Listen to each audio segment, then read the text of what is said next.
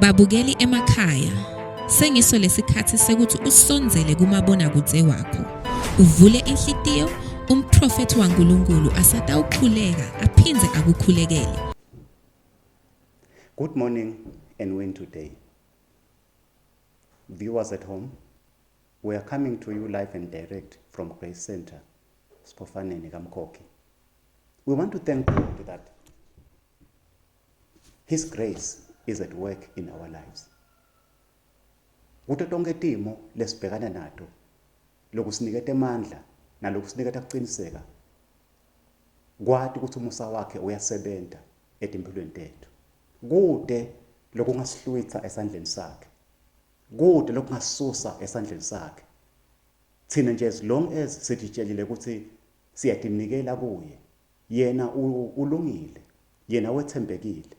Wethembekile ukuthi asigcine, wethembekile ukuthi asiphakamise, wethembekile ukuthi asiphilise. Mbukeli angathi ukuthi kulesikhathi lesi sebusuku yini lekwente ukuthi wavuka uthi ubukele lenkulumo noma lenkonzo lesinayo. Kodwa lokumcoka kakhulu lengifuna ukukuniketa kona lithemba. Lithemba lethu lelikhulu lisenkosini. Lithemba lethu leliphilako lisenkosini. Tinentinfo lesibhekana nato letentekako nalekati lethako Sathane etimpilweni tethu. Kodwa lokukhulu lengakutshela kona ukuthi konke leka ngakuzama Sathane akulethe etimpilweni tethu angeke kusibulale, angeke kuze kusicethe ngoba thina sihleli kuKristu. So lamhlanje nangitakuwe mbukele ngiyafisa lokuthi wathi ukuthi kunesidingo ukuthi wonke umuntu lophila emhlabeni ahlale kuKristu. Emehlo akhe awabeke kuKristu. Kude indlela lesingadentela yona, kude umuntu lonemandla etikwalempilo le. Emandla etikwalempilo lesiwathola ngokuthi sitinikele kuKristu. Nase sitinikele kuKristu bese ke sesinikele amandla siyakhona kunqoba kulempilo lesibhekana nayo. Noma ngabe yini leseida ilethwa sitha siyakhona kuyinqoba. Noma ngabe Sathane ulethe kugula, ulethe kuhlupheka, mhlawumbe ekhaya, ulethe inkinga emshadweni, ulethe inkinga kubantwana, ulethe inkinga esikolweni, ulethe inkinga noma ngabe kukuphi yonke info lobufuna ukuthi ube nayo. Uyabona ukuthi sitha sesilethe inkinga la. Nasithatha lempilo yethu siyinikela kuKristu, konke lokulethwa sitha manje kubese kuyanqotshwa, kubese kuyephula. Lamuhla uNkulunkulu utele lokho. Lamuhla ngitele lokho mbukeli la. Kuthi sithandaze kanye. Sibuke live la uNkulunkulu kanye. Sive ukuthi uNkulunkulu uthini ngalesimo lesibhekene naso. Lokuhle kaNkulunkulu iBhayibheli liyasitshela ukuthi livi lakhe aligucuki limile emaphakatheni. Leka kusho itolo usho kona lamuhla, usho kona nakusasa. Akagucuki evini lakhe. So thina nasithatha emehlo ethu siwabeke la vini lakhe, sisho ukuthi ngalamanye amagama sithi beke edwaleni, sithi simamise edwaleni. Yingakho nawufunza incwadi yeMahubo, eMahubo 61. LiBhayibheli lithi nangabe Nkosi sengifikelwa dimo letimatima ngithathe ungibeke edwaleni ungisimamise kulo. Leli dwala lesikhuluma ngalo, sikhuluma ngaKristu. Lo lidwala lapha kade umile kude timo letingetulu wakhe. So ngifuna sifunze kanye mbukele lapha bese siyathandaza. Sitawuthandaza ukuthi lesimo lobhekene naso lamuhla noma ngabe yini sigucuke. LiBhayibheli lithi nangabe sithandaza uNkulunkulu uyasiva. iBhayibheli lithi wena lova umthandazo, maye wena lova umthandazo, yonke inyama itawuda kuwo. So site kuye ke namhlanje ngoba siyathi sine ukuthi uNkulunkulu wethu, uNkulunkulu lova umthandazo. Sitobeka letimpilo tethu esandleni sakhe. Uma sesithatha impilo tethu satibeka esandleni sakhe konke lobe kunamathelela impilo tethu bese kuba phambi kwakhe. Lokuhle ukuthi kude impi ebumnyama lengaba phambi kwakhe ichubeke ihlale phambi kwaNkulunkulu. Kodwa bese iyasuswa. Ithi sukela yona ngalokukhanya lokukhona uNkulunkulu.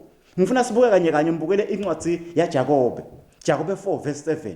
Sitawufunda nje khona mhlambe khona lo verse 7 na verse 8. Sive ukuthi uNkulunkulu uthini. Sibese siyathandaza. Bese siyakhuleka nase sikhulekile lesimo sakho sagucuka. Lelithemba litawubuya. Konke lokuhlanyule sitha kutawususwa bese kuyasiphula egameni laJesu. Ngicela ukuthi sifunze ke mbukele. Jakobe 4 verse 7. Ngicela ukuthi ungivumele ngifunze ngezingisi sitawube siyahumusha. Kufunzeka kanje. Therefore, submit to God. Resist the devil and he will flee from you. Draw near to God and he will draw near to you. Mbukele ekhaya. Lapho sifunza khona uNkulunkulu kungathi ubuka lesimo semuntu. Ubuka lempilo yemuntu. Ubuka tonke letinqaqabukane lamanyeva lakhona kumuntu. ubuka konke lokuhlupheka lokukhona kumuntu, ubuka lokupheleka lithemba lokukhona kumuntu. Ngathi uyadibuta sithi utawuphumelela kanjani lo muntu lo. So uthi ke uNkulunkulu kuze uphumelele, kuze kusuke konke lokho lobhekene nako. Ngisho mina namaphupho imihla lamabi la kulimatako, la kwethusako. Uvuke ungathi nokuthi kodwa vele kwentekani, uvuke kulokunye ukwatile, uvuke unyuku bene bamangala ngisho abantu ukuthi unani lo. Kanti ngiletinto letikhona ebusuku letikuhlukumeta imihla ngemihla. Lamhla tiyaphela letinto leto. Uthi uNkulunkulu kuze kuphele leto tinto leto, wena tinikele kuNkulunkulu. Uthi submit yourself to God and resist the devil and he will flee from you. Sathane mbukele ekhaya kude umuntu lekangambalekela, umuntu wenyama. Uthi uNkulunkulu sathane umuntu umbalekela nangabe lo muntu aqale watinikela kuNkulunkulu, abese uyamelana ke na sathane, bese uyabaleka sathane. Ngoba sathane ude emandla etekwelivla uNkulunkulu. So babukele emakhaya, nyalo kulesikhathi lesi ngifuna ukuthi uthathe lempilo yakho, lenhlitiyo yakho kuqala uyinikele kuNkulunkulu. Utinikele kuNkulunkulu wena, lesimo sakho usinikele kuNkulunkulu. Konke lapho bekabambe khona sathane, kutabe sebake emagala lephukako, kutabe sebake emagala lawako ngoba wena lithemba lakho nyalo selisenkosini. Lithemba lakho selikuye, senguye lo seabambe nalo seaphethe impilo yakho. Uthi submit yourself to God, resist the devil and he will flee from you. Mhlambe kufishane lengafisa ukuthi ngikukhulume, mbukele ekhaya, ngikuchaze ngalesimo lesi lekasishoko uNkulunkulu. uNkulunkulu nakathi ndinikele kuNkulunkulu, usho ukuthi wena ufuna utilethe wena kude umuntu lotakuletha athi nguletha uNkulunkulu, utiletha wena, utentela wena ukuthi lesimo sakho sibe ngcono lolo bhekene naso. Uthi kadilethe wena, sitiletha njani kuNkulunkulu? Mhlawumbe ungadibuta sithi tiletha njani kuNkulunkulu? Lomunye vela kade indlela yokuthi sitilethe kuNkulunkulu dinenge, ngawuthinza nje tibe timbili. Sitiletha kuNkulunkulu ngokuthi sitinikele evini lakhe. Sithathe livi lakhe libe yindlela yokuphila kwethu. Sithathe livi lakhe libe lizinga lokuphila kwethu. Sitinikela kuNkulunkulu ngemkhuleko kuthi sithandaze kuye imihla ngemihla. Utawukhumbula liBhayibheli lithi encwadzini yeMahubo 119 verse 105.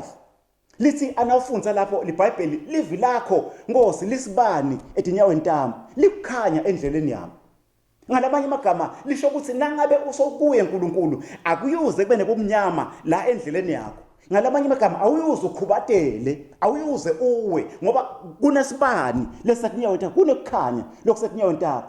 Phindze lithi ku 119 eMahubo verse 130, kungena kwelivi lakho Nkosi kuletha kukhanya empilweni yomuntu. Loyo muntu mhlawumbe lonke asangluki kuletha kukhanya empilweni yakho. So namhlanje ngifuna ukutshela mbukeli ukuthi kunekukhanya lokutakwa empilweni yakho. Usathi nikela kuNkulunkulu, usanikela lempilo yakho kuNkulunkulu. Akugcini lapho kuphela. Now liBhayibheli nafunza incwadi yaJoshua 1 verse 8, bakhuluma lapho naJoshua mhlawumbe naye isimo sakhe bekanokwesaba, anelivalo ukuthi ngawuthini, kufe sidlakela la. Kufe umuntu lomkhulu lapha lobahola bantwana bakaNkulunkulu Mose. Lithi iBhayibheli lapho kwathiwa kuJoshua, wena Joshua cina ungesabi. Le ncwadi yemthetho leBhayibheli ayingabe isasuka emlonyeni wakho. Ubozindla ngayo imini nebusuku, uyakwenda indlela yakho iphumelele, ubese uba nempumelelo lenhle. Na lokhu ngithinta ko lapho kunaligama lelithi impumelelo lenhle. Impumelelo lenhle impumelelo leta ngokuthi uyithole ngokuthi impilo yakho uyinamathelisa evini lakhe, uyinikele kuye uNkulunkulu. Impumelelo lenhle ke leyo lesikhuluma ngayo. So lisho njalo iBhayibheli lithi wena kuze uthole impumelelo lenhle, le ncwadi yemthetho le ayikasasuki emlonyeni wakho. Mhlawumbe lomunye ungabuka ukuthi kushola ukuthi emlonyeni, akushongani ukuthi emehlweni ngoba lona ngumbhalo siyawufunza. Nangabe iBhayibheli lithi ingasasuki emlonyeni wakho, lisho ukuthi ngalamanye amagama sale ukhuluma lelivi lempilweni yakho. Ubona kugula empilweni yakho, khuluma ukuthi uphilisiwe ngemvimba yakhe. Ubona kwehluleka empilweni yakho, khuluma ukuthi ungumnqobi, ungetulu kwabanqobi.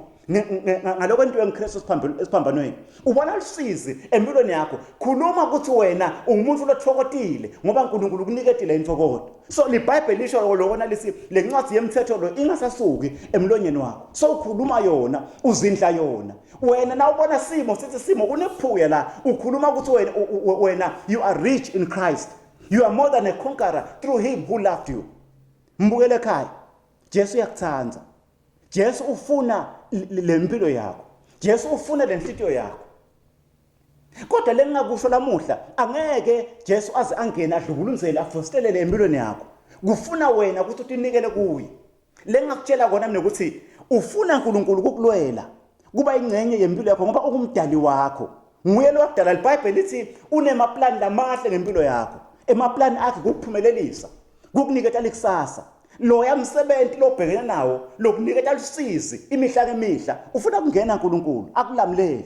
Lo mshado wakho lo inkinga kangaka ufuna ukungena uNkulunkulu akulamulele. IBhayibheli lithi yena iqobo lwakhe ukuthula kwethu. Uba njani ukuthula kwethu? Angeke abe kuthula kwethu ngabe impilo yethu singayinikele kuye. Mbukele ekhaya, ngifuna manje sithathe le mpilo yakho siyinikele kuKristu. Bese leti inkinga lobhekana nato sesiyadekhuda egameni laJesu Kristu.